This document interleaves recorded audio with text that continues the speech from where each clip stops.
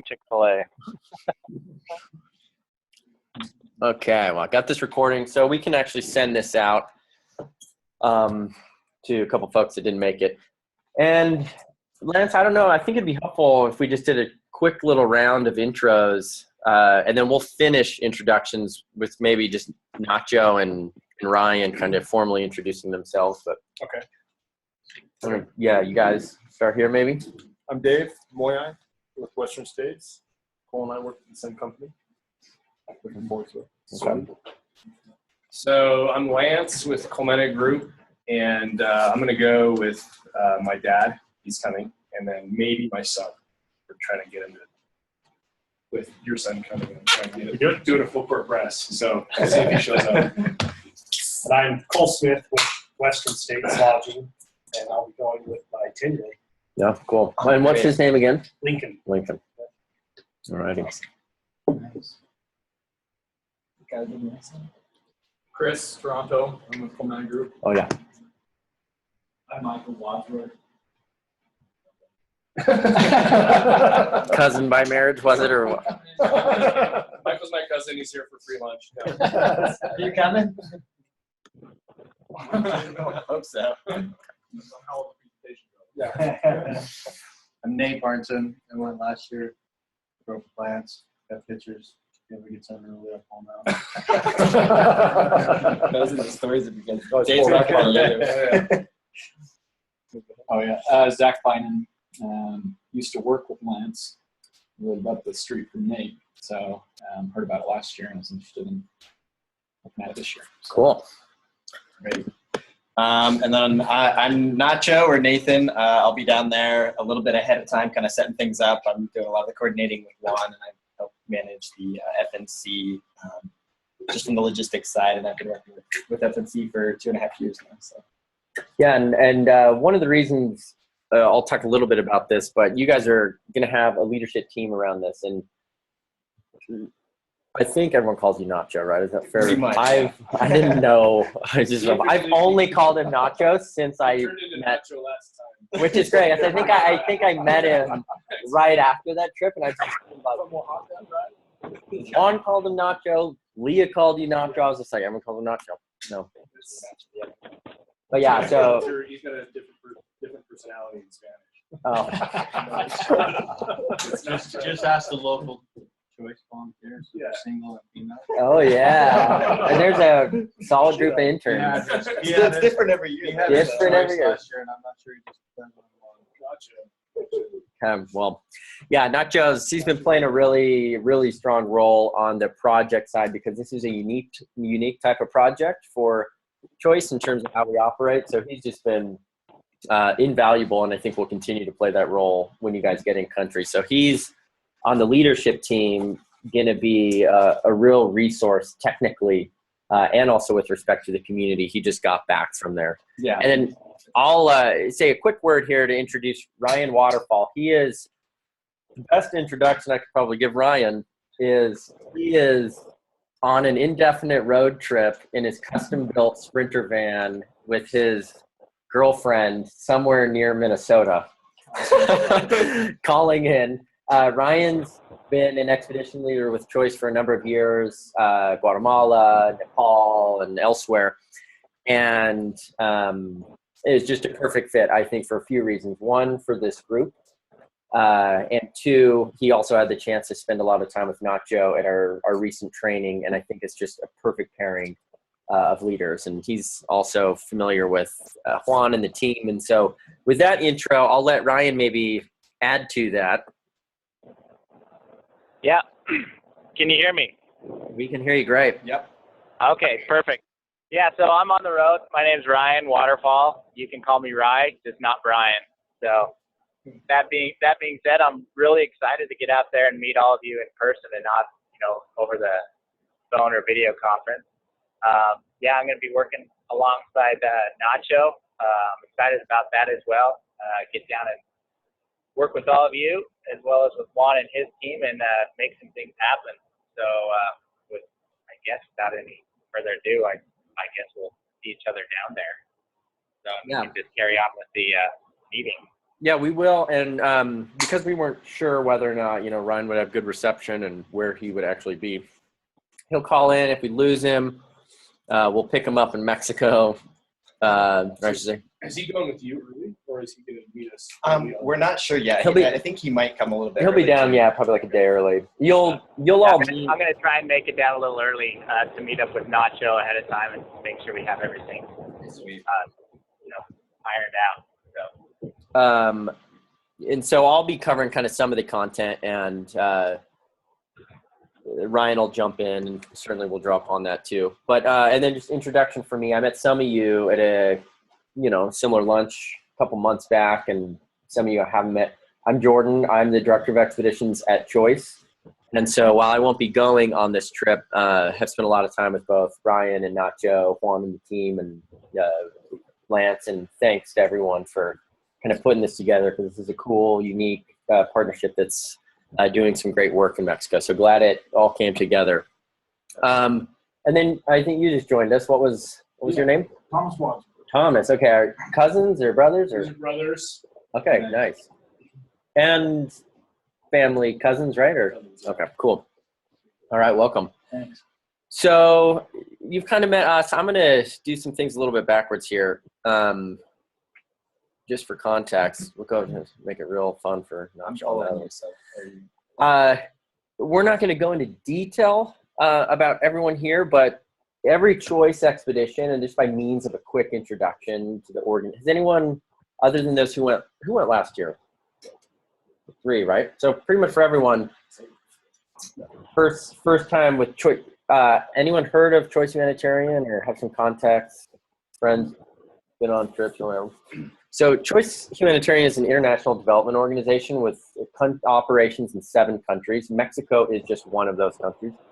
And our approach to development is a community-led approach that's very local in nature. And so in each country, we have an in-country team. That's their local, native, full-time. These are development experts or agricultural technicians, depending on the types of countries. And so here's a snapshot of the CHOICE in-country team. There has been some intern turnover, but under the direction of Juan, you'll see him on the far left. Juan actually has a huge beard right now, which is crazy. I don't know if he had his mustache before. It's like mind-blowing. Anyways, so that's Juan on the far left. They've been operating in Mexico for over 20 years. And so just generally how CHOICE works is in all of our countries, we have an in-country team.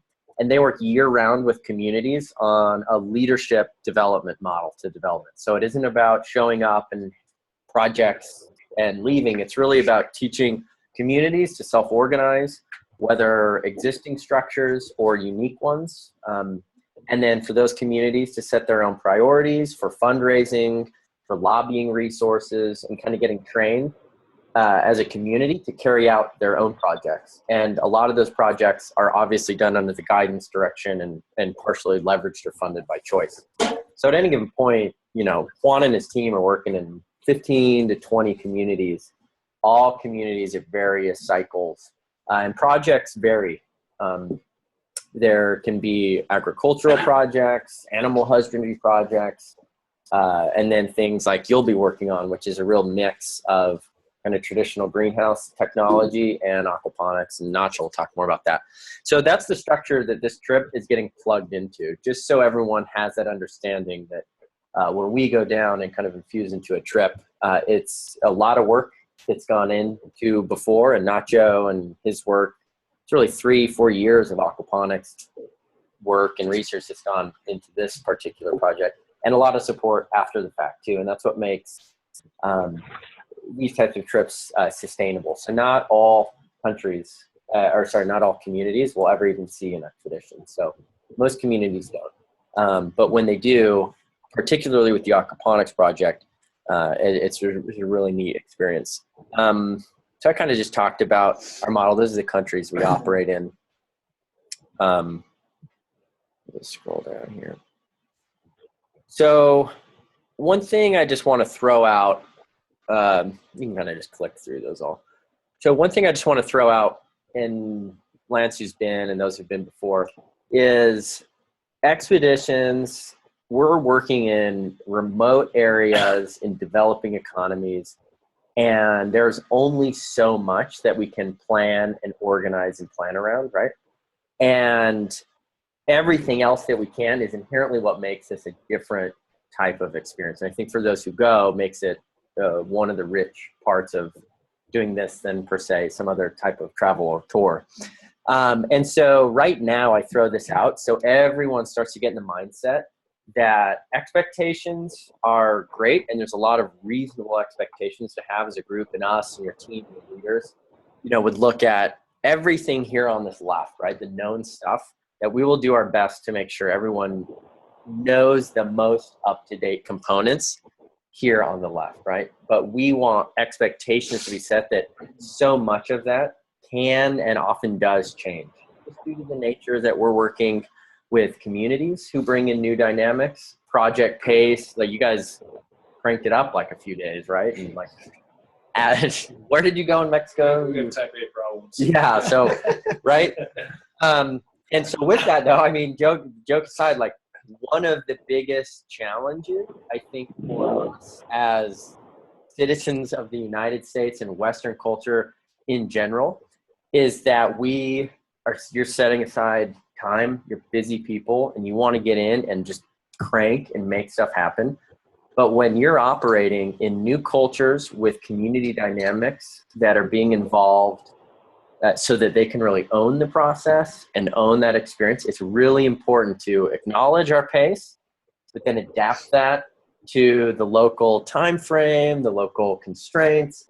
And that's an adjustment for, I think, most people of adapting that and being flexible. So the idea here is stuff will come up.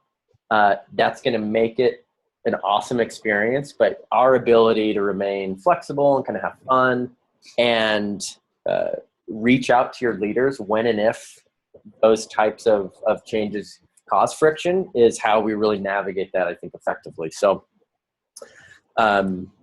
there's that. I throw that out now, and we will hit home this idea of flexibility quite a bit. So just to show you guys where we're operating, this is kind of central Mexico. We will be flying into Guanajuato, the León Airport, Bajío. You all have that information. It's about 30 minutes from Guanajuato. It's about 40 minutes to Irapuato. Yeah, 30, 40 minutes. Yeah, it's about the same. So it's a short distance there, which is great. And let me just walk through real quick the itinerary, and then I'm going to turn it over to Nacho. There's been a few changes, and I'm glad that we were able to make some of these. The week you guys are going down is Guanajuato, which is kind of the primary city nearby. It's their like annual arts culture festival, and it is just, the town is insanely busy. And so as a result of that, we were never really going to be able to, I mean, that like entire town is for like a whole year.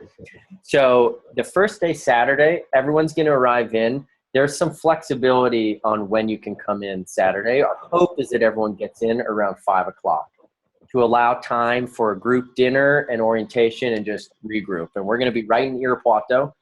I mentioned that there are, to Cole, I think, that there are 3 sides of Mexico that people are going to see on this trip. And Irapuato is going to be one of those sides where it's like, oh, interesting. This is just like a random city in Mexico where people live and work, and there's no other reason I would be there were it not for knowing someone who lives in that town, right? Irapuato is where Choice bases out of.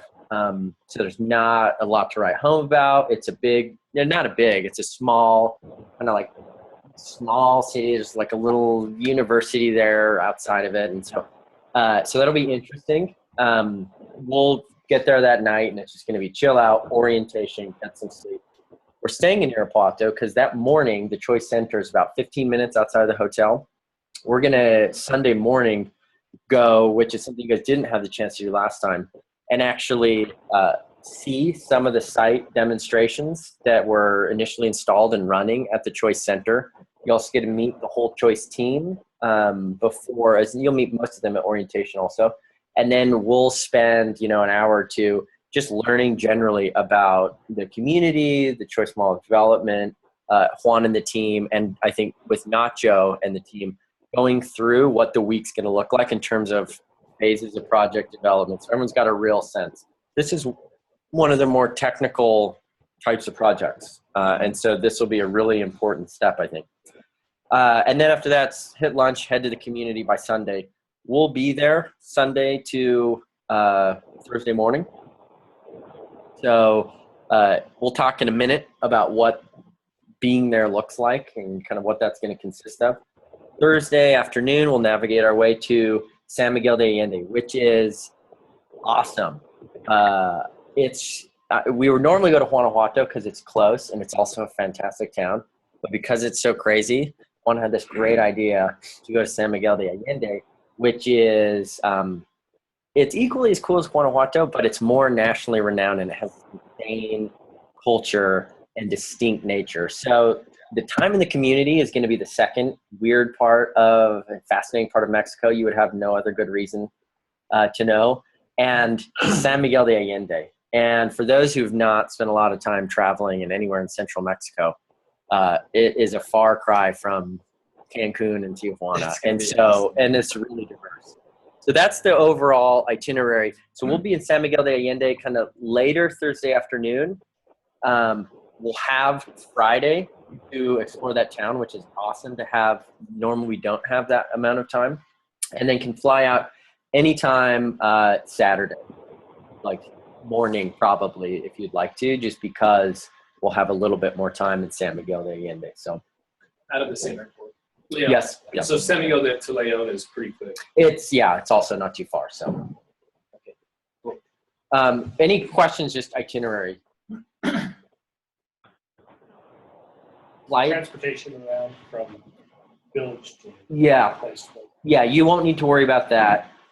You will be picked up, everyone, even if you're arriving at different times, and there's no need for group flight. It's helpful to coordinate flying together. I think that's just nice generally. But we'll get everyone's itinerary. We'll pick you all up. Nacho and Ryan will be there with Juan. And so everyone can expect when they get off to find the team there. Leon is like a really chill future. Yeah, it's real small. We'll find the game somehow. We negotiated last time and we got it. The power went out 15 minutes before it started. Came back on an hour. Yeah, that's true. There's priorities and then there's priorities. Yeah, unknown. Sorry, on my unknown section, I need to add like satellite reception for sports matches. So Projector. It's family time, isn't it, your brother? That's good. No, I just really want to echo kind of what Jordan said. I think this is one of the probably the best opportunity you're ever going to get to see those three different sides of Mexico. That I don't know if you've been to Mexico before, you've probably been to beaches, to resorts, that kind of thing.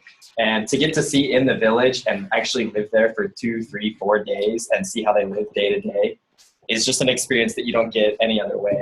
And I'm really looking forward to doing that again and doing it with you guys who've not had that opportunity before. And then San Miguel de Allende, like he said, is absolutely gorgeous, and it's a cultural experience like not one I've had before and we'll never get in the United States. So I'm gonna let Nacho take it over a little bit just on the village and project, because he 2 weeks ago. Yeah, 2 weeks ago I was down there. The village name is Agua Blanca, and it's right next to a big city called San Luis Potosi. So the materials that I'm sourcing, those kind of things, a lot of it is coming from San Luis Potosi. But this little village, like it says up here, Juan put this in for us, it's 22 families, so it's really small and it's pretty spread out.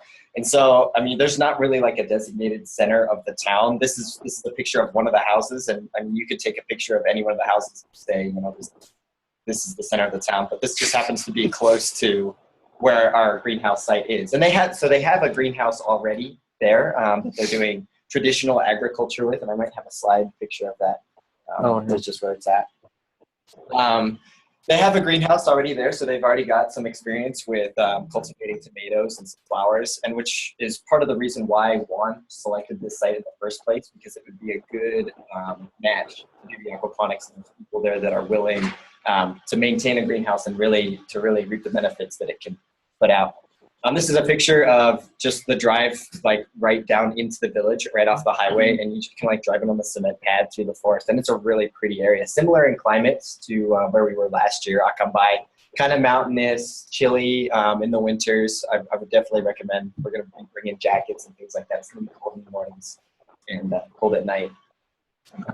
Here's a picture of the greenhouse that they're maintaining, so they've got good practice on how to prune, right? And that's part of the training that we give them with the manual.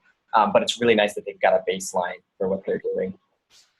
And here is just a picture of the site of where the greenhouse is going to be at. This is Lalo on the right-hand side, and he's their in-country technician. He's been working on aquaponics for 2 years now, since we first installed. And so he's kind of the guy that goes out to the projects from Irapuato and does their service, whether that's helping to record what they're selling and buying, giving them like advice on what they can be doing better to make the system actually work. And so he's the one that I work really closely with in terms of trying to just learn the most about the system and get the best out of it.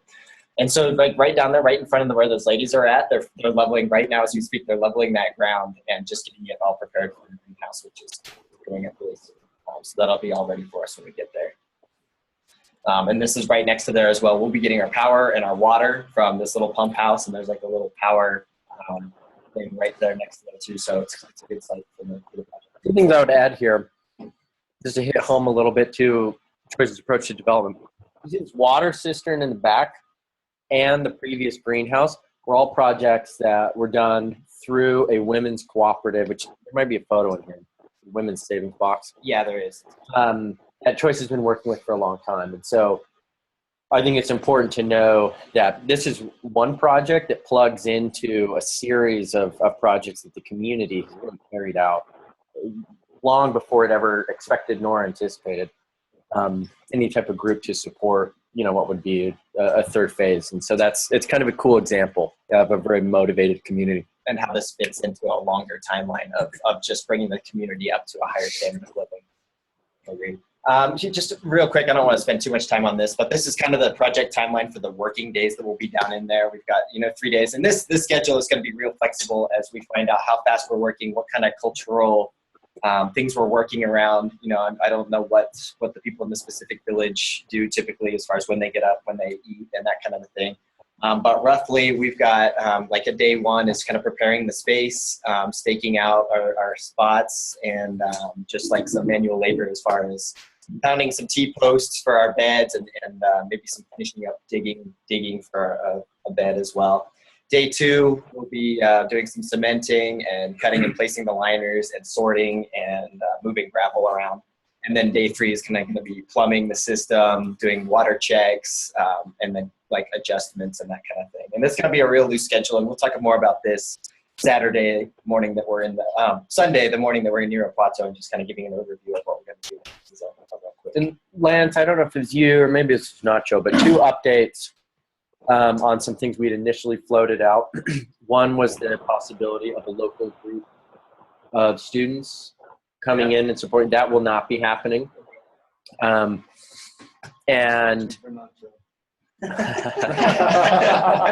wasn't my decision. Womp womp.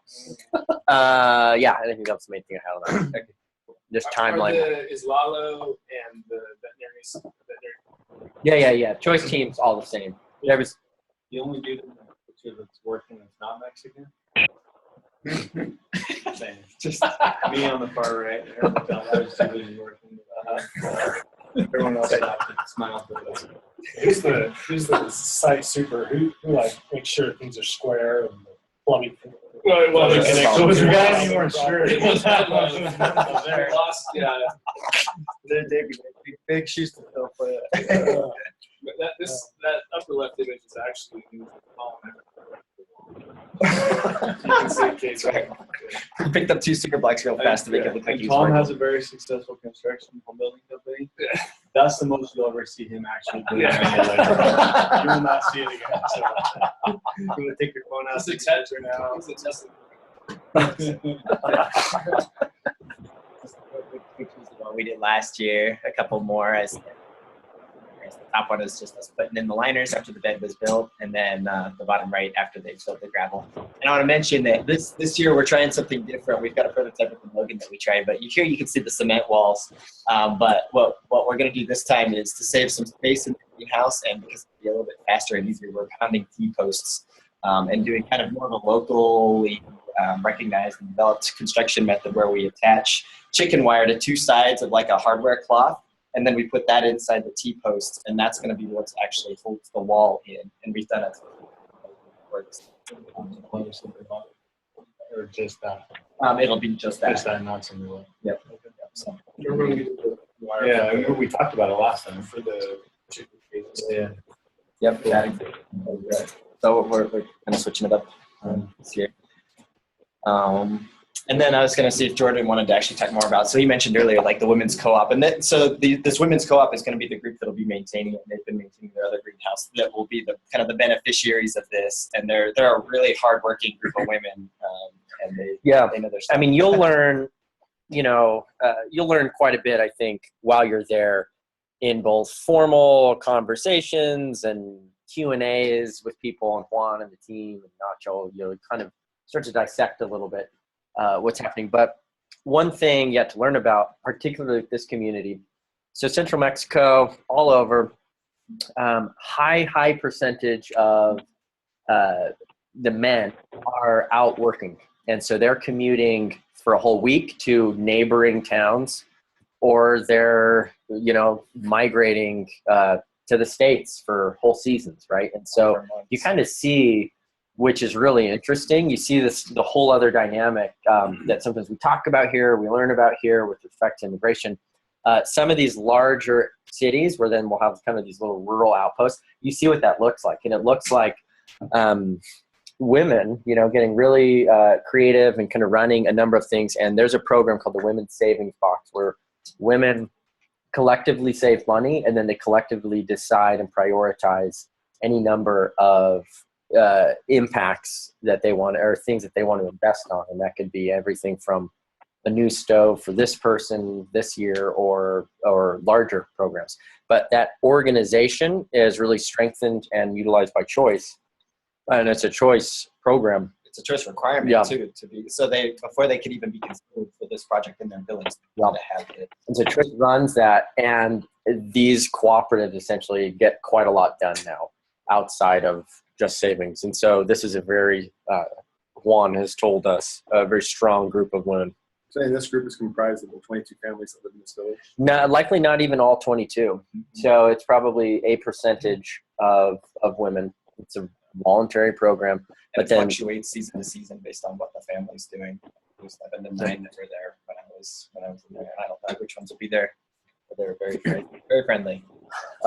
So a couple things just generally that we'll go through here, and this is kind of where Q&A might start to come.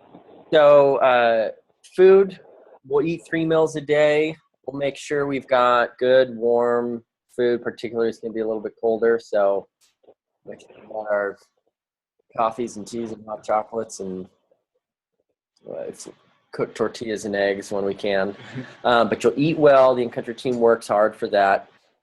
Sleeping, everyone will need to bring a good warm sleeping bag and a good camping mat. It can be a blow-up air mattress or like a little bit leaner one that you just manually blow up, but something to give you some good insulation.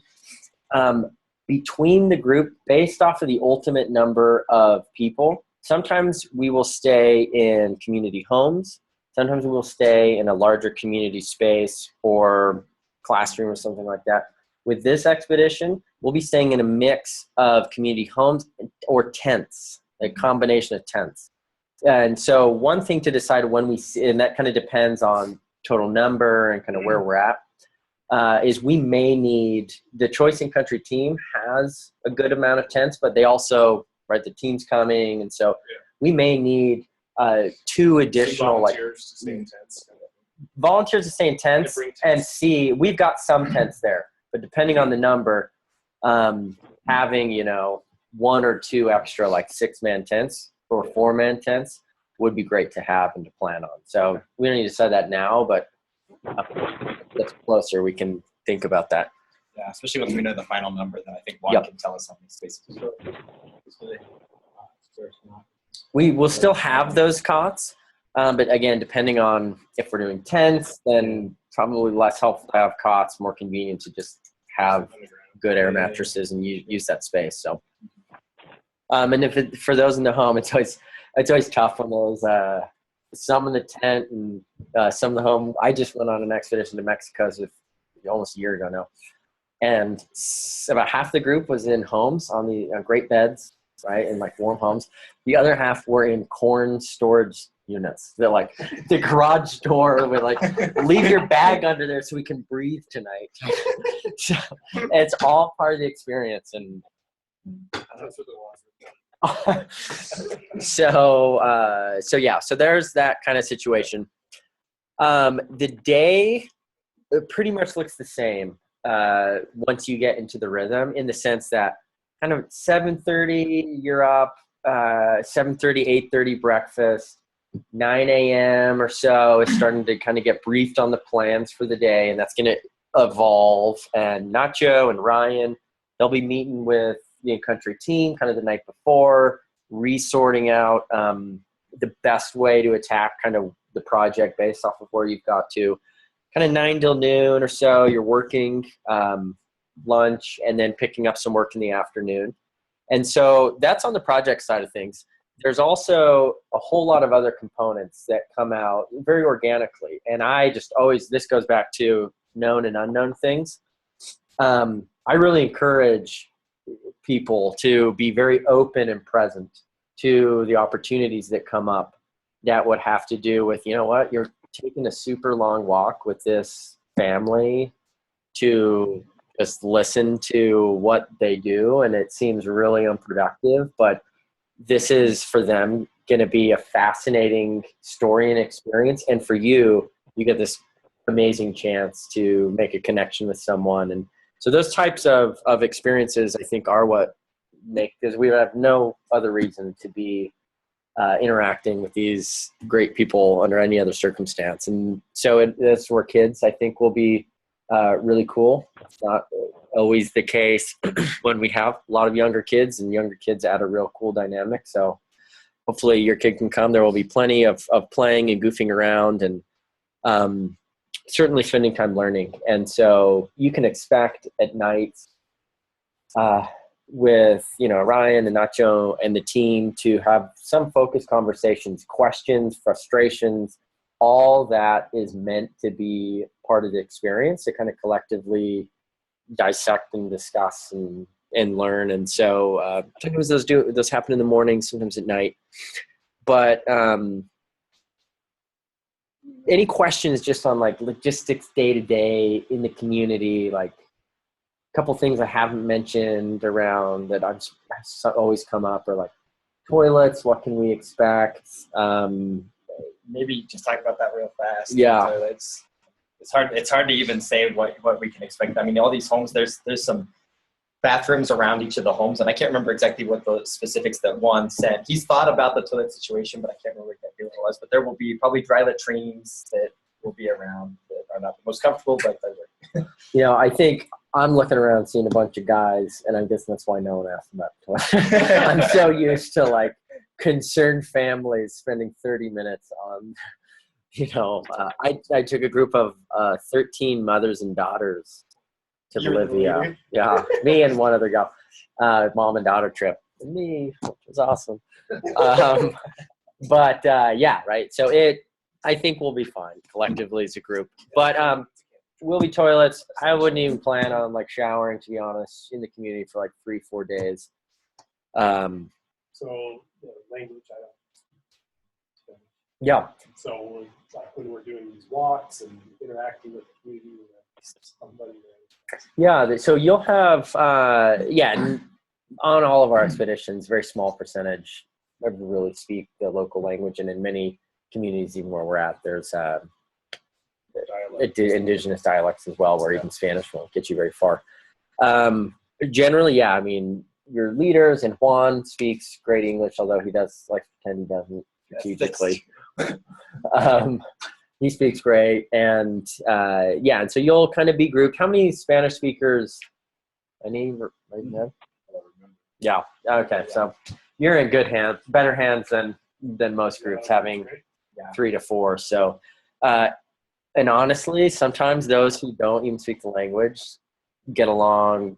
You can have more fun. It's crazy. Like sometimes I'm like, you don't even speak the language, and they think you're a god right now. Like, how is this possible?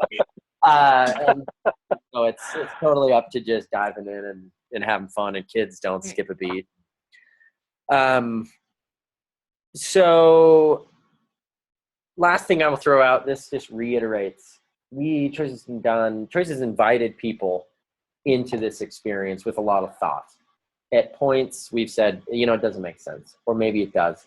And every time we have landed on the side that there's huge, huge value for all parties in a number of ways to be a part of this experience. And the people that are just most successful in it, meaning allow it to really be something that's meaningful, generally have a few commonalities. And this is kind of the easiest way to sum this up, and we'll kind of end on this, which is, I've already talked about it. You come into the experience with a mindset of flexibility, meaning you're going to have an itinerary and the detailed plan. You'll get briefed in the mornings, lunch, and at night about what's going to happen the next couple hours. And then at lunch, or, you might talk about it at breakfast, and at lunch, you're going to hear a very different plan, probably. And the idea is not to be frustrated at that, but to understand that it's a really organic environment, and pace and so many factors are going to depend. So just being flexible sets people up to adapt to those changes.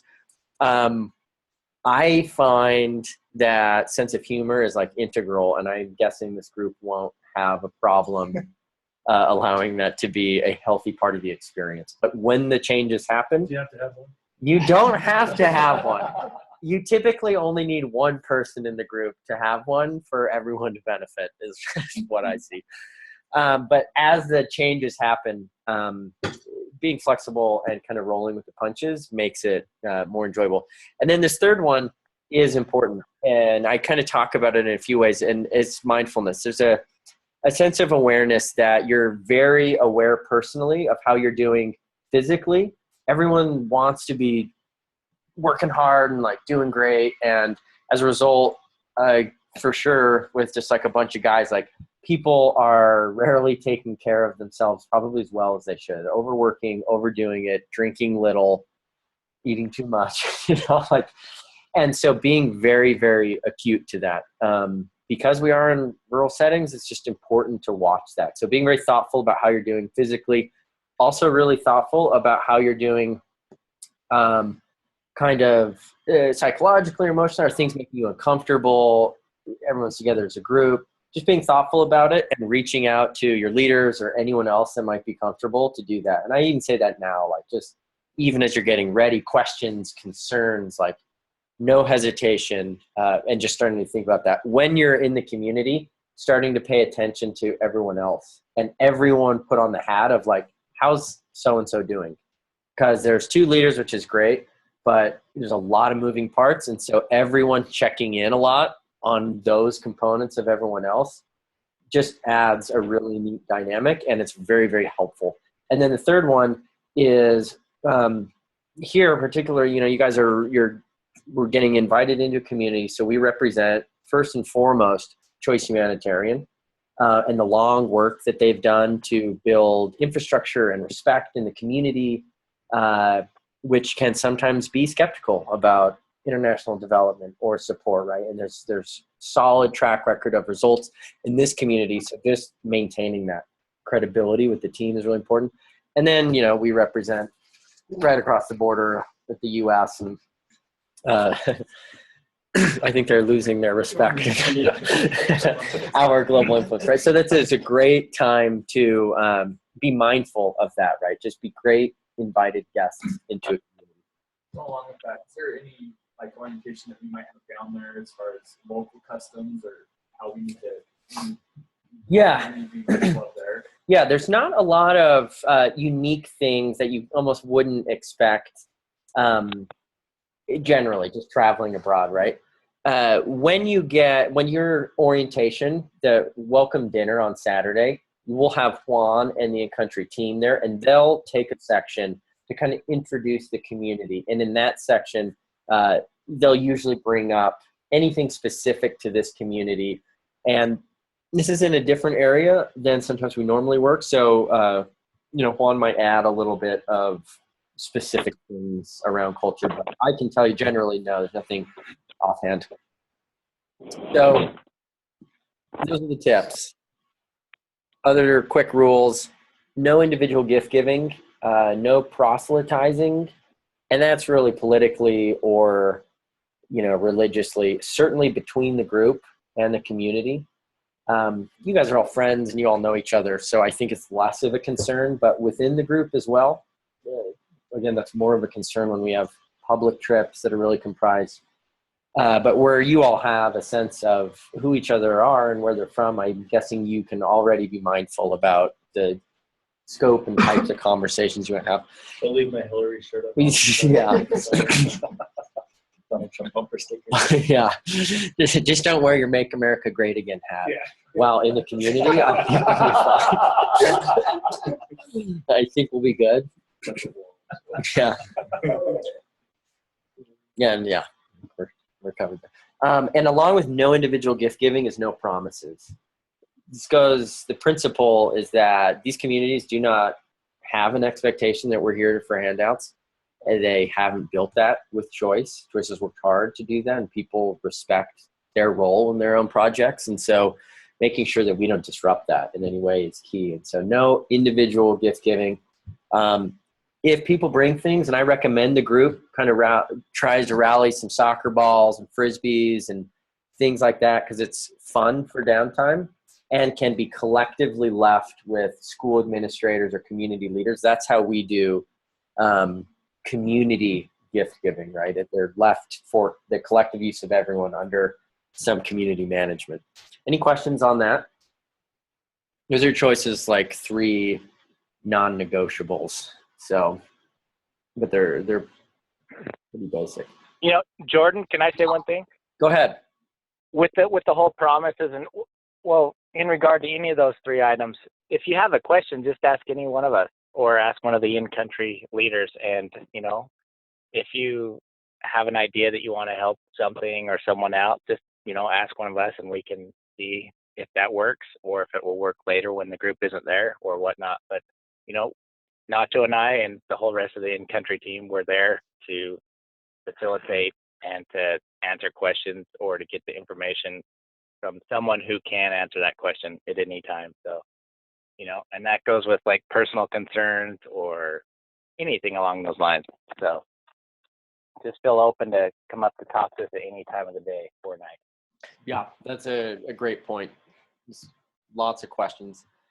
So right here, I've just thrown up now these next few slides. You all have, I emailed out a PDF copy of this orientation, so you've got access to this. We're not going to review all the packing items here because you do have it, but I just wanted to throw it up there to see if any questions packing-wise are already on your mind or have come to your mind. We can, share some of those here if you have them. If not, I might emphasize a few things. What elevation are we at? Looks like it's kind of mountainous. It is. It's I like 68. think it's like Cedar City type. So what's the temperature like in October? What's we planning on? I didn't see it in there. I may have missed it. It's gonna get down Cold to at probably nights. 30s. 30s at night. Yeah. And that's 30s camping and then 30s at home. Yeah. So Yeah, you're like it's gonna be pretty chilly. mid 30s to 40s, night and morning, like 50 to 60s, maybe 70s during the day. It's like a Indian summer type. It feels like you're like in a mountain town or city. Yeah. Something like that. Yeah, so really different, than you might traditionally think when you hear Mexico. It should be fairly dry, but think layers and just bring, a good down jacket for when you're cold, a couple like longer, warmer things to work on in the day that you're comfortable working in, like good parka or just poncho. I recommend people bring 3 types of shoes. One shoe is for working in, like a work boot that you're fine to like work in, get muddy in, like get wet, whatever. And then another one would be like a tennis shoe that you can use if your work boots just muddy and gross, and something to hang around, kind of camp in and wear after. And then like some sandals or something for, it's just like a backup. And yeah, so between those three, people are usually good. I think the rubber, I brought those rubber boot type work boots that are somewhat disposable. They're not disposable, they're cheap. So you Like the taller rubber ones? Yeah, just like a rubber boot from Home Depot or something. And then I actually left my Choice, the working crew of Choice always has use for stuff like that. Not to say that that's what you should do, but having rubber boots was great because then you could just kick them off and they just got trashed. Yep. Worked for me. It's just a suggestion. But hiking boots and work boots would be fun too. In packing, you're not going to need, it doesn't have to be like a backpacking, a duffel bag is great. And you're not going to have to carry it in to any real location, like a long distance, but just we'll be moving a lot. You'll be in and out of it kind of a lot. So in that sense, just something that's like easy to move and easy to get in and out of, but you don't need to have anything specific there. Big duffel. Yeah, big duffel's great. Gloves, work gloves. That's one thing people Work don't really gloves think. for sure. Yeah, work gloves. There's these cheap Intech blow up mattresses that they sell them at Walmart. They're really just like $15 for like it. They come with these little battery powered air pumps, and like we could all just coordinate and bring a couple air pumps. Not everyone needs their own pump, but that would be good because then you can just share the pump and blow it all up. They are comfortable. I mean, it's like a twin mattress size or whatever. Better than the thin backpack. I mean, you can sleep on those, but this is like this thick. And it's kind of nice. I'll be Yeah. bringing one of the thin backpacking ones. Yeah, you can go either way. We're sleeping indoors. There'll be a mix of in a few homes and then some tents. You might need to bring tents too. Okay. So. Yep. Water and food is always clean. There's clean water and clean food. Yep. You don't have to worry about it. Snacks and things like that are always good. Just bringing some go-to nighttime comfort snacks and things like that for the day. Again, you all have access to this information and a couple emails. So I would just recommend for sure in the next, 10 days, diving into that, reading it so that if you do have questions, you can reach out. Applications, get those to us as soon as possible, and we'll want to start confirming flights because where everyone won't be coming in the same, we're going to need to coordinate some transportation and The insurance. What's the insurance requirement again, and how do we deal with that? Everyone has to have insurance, traveler's insurance, and you can buy it so there. with your ticket. Yeah, there are various types of insurance. What Choice requires is what would be considered like a basic medical and evacuation insurance, and that's usually the coverage is like $25,000. That's basic. Now we don't require that you have like traveler's insurance for your ticket or cancellation or things like that. A lot of times they bundle that medical evacuation insurance with other insurances, but all of those, should be between like $20 to $60. Probably. We bought them with our Delta ticket. Yeah, and then a lot of times it's sold with the ticket. What did this one blow up? I don't know. When I went to Leon last, I flew United, right? Or was it Delta? I think I flew United. United or American. Yeah. There's good flights. There's a lot of connections out of Dallas and Houston to Leon. So anything that goes to Dallas or Houston. We went to Mexico City, so it was Delta. Mm-hmm. But I think this will be better with That's how I usually go. It's American or Delta. American Air. Yeah. Or United or American. You need a passport next time. Oh yeah. What was the group? Didn't you send out? One of you guys send out an email? The group flight thing. That So was Delta, right? that was through Delta, yeah. And so if people want to do a group thing again, like we have to resend it to them and see if they can do it, just because like some time has passed. But if people are interested in that, I'm happy to do it again. But I think it might be better if people just kind of. I think it's easy. I'm flying to California on the way out. Uh-huh. I don't know. What time do you get in? I haven't booked my flight yet. So the couple things: applications, copies of passports, flight itineraries, and payments and things like that. We're in the time frame that now. Yep. And then on the activity side for hotels, all the hotels, no matter where we stay, in the end days all covered. Yeah, it's taken It's care all of. done. We don't know exactly what it is. We do. Yeah. I mean, I can let you know. Got it, okay.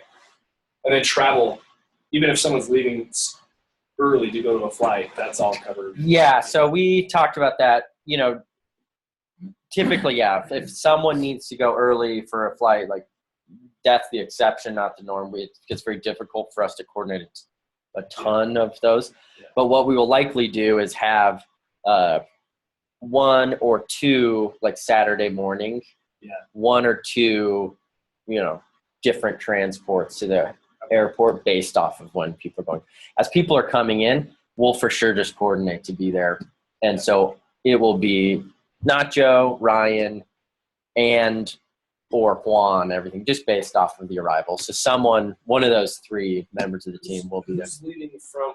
Most of us are coming from Salt Lake, right? There may be a couple that are coming from, most of us are coming from Salt Lake. So I'll just coordinate flights. Just say, hey, this is the flight I'm on, or whatever.